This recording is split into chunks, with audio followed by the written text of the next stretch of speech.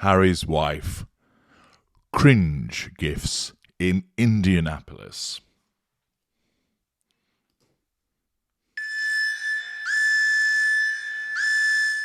Warning: this video contains scenes of graphic cringe. Warning: this video contains scenes of graphic cringe.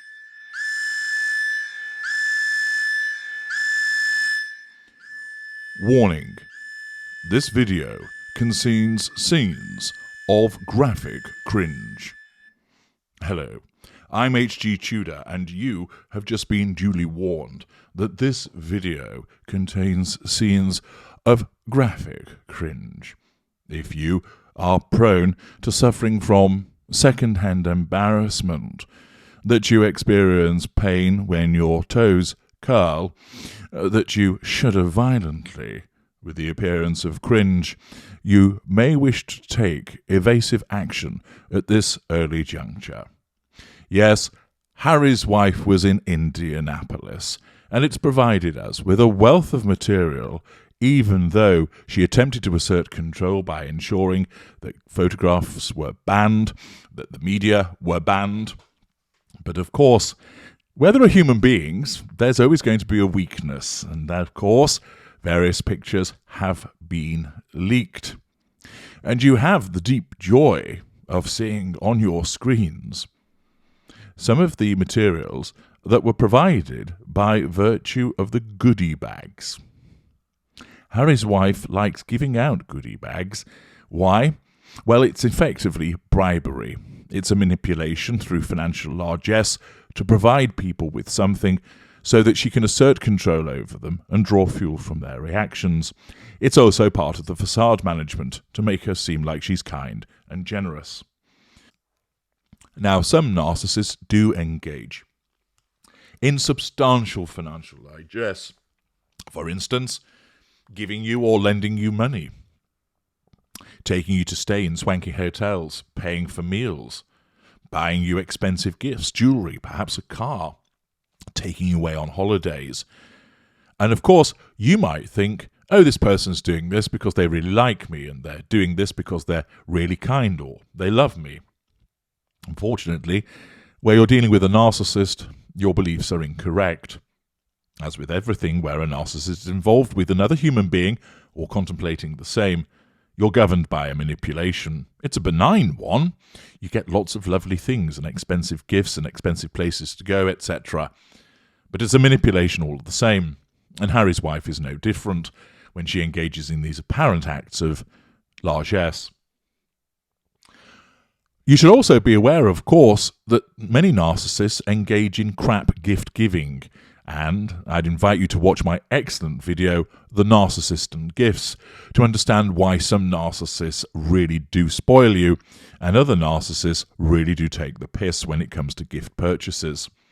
And here we have the latter category, where Harry's wife really cranks up the cringeometer to 11, because as you can see, that recipients of the goodie bag received in them none other than a framed picture of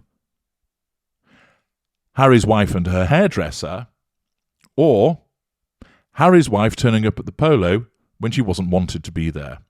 And it's quite spectacular because this demonstrates her narcissism writ large. People have paid several $100s to come and listen to a dollop of industrial beige at a downtown Marriott, no doubt having some anodyne starter and chicken as a main course. They've paid over the odds, probably as a consequence of the rather large appearance fee that Harry's wife may well have demanded.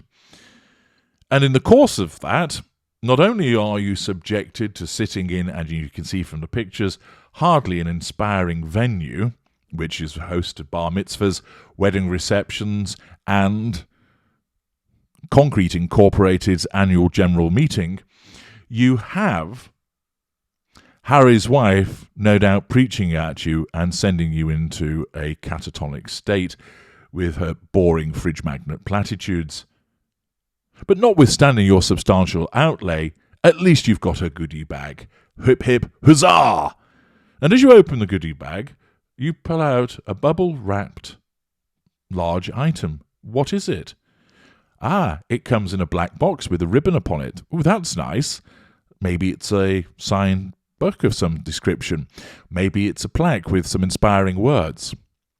You undo the gold ribbon, lift off the black lid of the box, and inside is a bubble-wrap framed picture of Harry's wife staring at you as if she's possessed, with her hairdresser stood beside her going, I think it suits you, darling. It really brings out your inner feminist. Of course, it is the Time 100 picture. Who can forget that? With Harry somehow having shrunk, got more hair, and of course being placed in his usual relegated position of second row Harry. And the other picture, as you can see on the screen, is of Harry's wife at the polo. But hilariously, that's not even her own picture. At least with the Time one, it was staged by her photographer. But the polo picture was taken by the paparazzi. Presumably, she's obtained permission for them to use it, or one of her minions has attended to that for her. But what is hilarious about this is the simple fact that what she has done is use a paparazzi picture, stuck it in a frame and said, there you are, here's a picture of me, aren't you lucky? I'm not even looking at the camera, but you're obviously going to be delighted to receive a picture of me.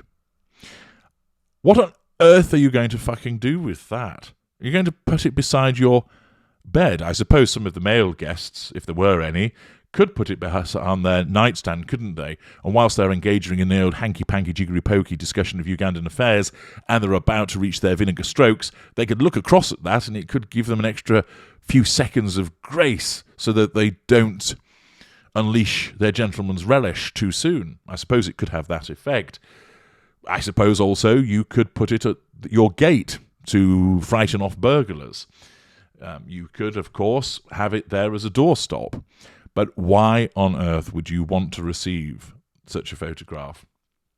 It would be different, I suppose, if it was a photograph that was staged for this particular event with some kind of inscription referencing the event, and perhaps it was a signed photograph as well.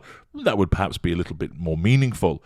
But here are just basically two random pictures of Harry's wife, one including Harry, who's not even involved at the event, taken not even recently. So this, of course, is her narcissism in full effect. Look at me, here's a reminder of me. And it's manipulation by triangulation of the guests by providing this particular picture to them. It isn't thoughtful at all, although she will think that it is, again driven by her delusion and believing that she knows what's right for everybody. Instead, all that it does is actually tell the guests, I think so little of you that I'm going to cause you to spend a huge amount of money to turn up to listen to me talk crap, and then you get this stupid framed photograph which you'll be looking at and thinking, what the fuck do I do with this? I wonder how many are already on eBay. Anybody with a brain would look at it and go, this is a rather strange thing to provide. Of course, there'll be some people who'll be like, oh, how delightful. A framed picture of the Duchess of Sussex. Brilliant. I'm so pleased I can put this up on the wall. But it doesn't even include you. I could understand in the way that sort of, for instance, Piers Morgan does. But again, this is his narcissism. He has a picture of himself taken with somebody famous, and he puts it up on the interior of his toilet wall.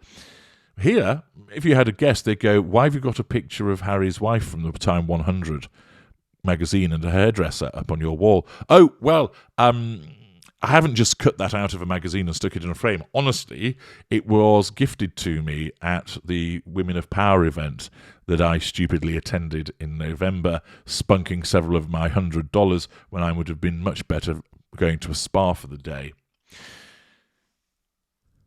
It's cringeworthy. But this is typical of Harry's wife. Her inability to understand what people want.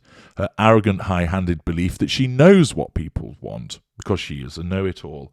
And the outcome are these cringe gifts, which are demonstrative of her sense of entitlement, her lack of accountability, the absence of emotional empathy, although she believes that she's being kind, and the fact that she's manipulating people by triangulating them with an object to assert control over them by expecting them to think, oh, yippee, I'm so fortunate to have received this, and then basking in the fuel of their supposed gratitude.